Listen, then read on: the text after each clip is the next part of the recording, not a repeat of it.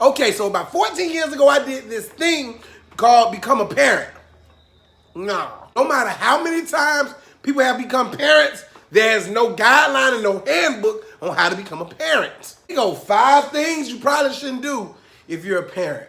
5. Number 1, drink after your kids. I understand that our children came from our bodies. Physically, came from our bodies. We made our children. And when they babies, we let them breathe in our mouth. We let them drool on us. We wipe their butts. We do all that stuff. But when your child reaches a certain age, when your child reaches old enough to start drinking behind you out of a cup, you no longer probably should drink after that child because you don't know what you swallowing. Every time I drink behind my child, every single time I drink behind the 10-year-old, I can have a glass of water. It's nothing in the water. I get the cup. It's nothing in the cup. Soon as I start drinking, I feel like I swallowed icebergs, I swallowed bugs, I swallowed sandwich, I swallowed sandwich, I swallowed goulash, I've swallowed pieces of me. I don't know why.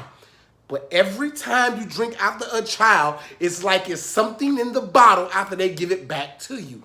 Do not drink after your child.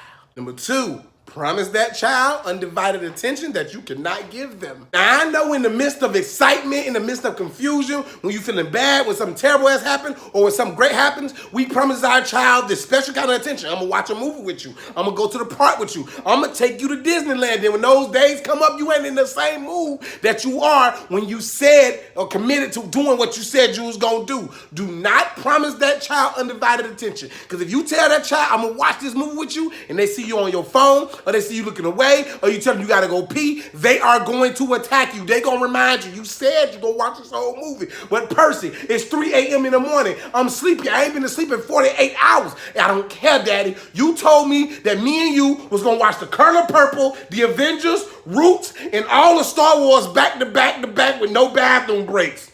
Now you sitting there with 18 infected bladders because you promised this child undivided, uninterrupted attention. When you a parent, do not promise stuff you can't come through with. Number 3, do not compare your child to another child.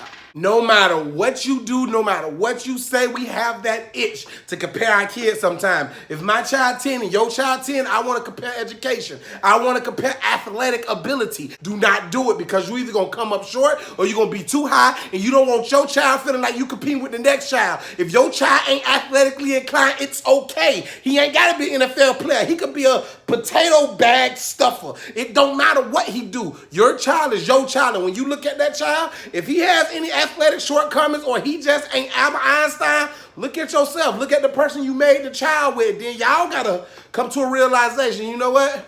I am 5'10", okay, and I want him to play like he's 6'8", but I'm 5'10". This is all I'm gonna get. Number 4, do not tell that child you used to be the same way when you was little. They will use it against you. When you trying to have a heart-to-heart with your child and you try to tell your son or your daughter, you know what, I understand because I've been there before. I used to be the same way. I did silly things. So when you do that stuff, it's okay. And then when that child do something extremely wrong or extremely bad and you try to chastise or correct them, they remind you, Daddy, remember when you was 14, you said you did the same thing. Remember when you were 15, you were soft too. You got ran home too. You cried too. You know what?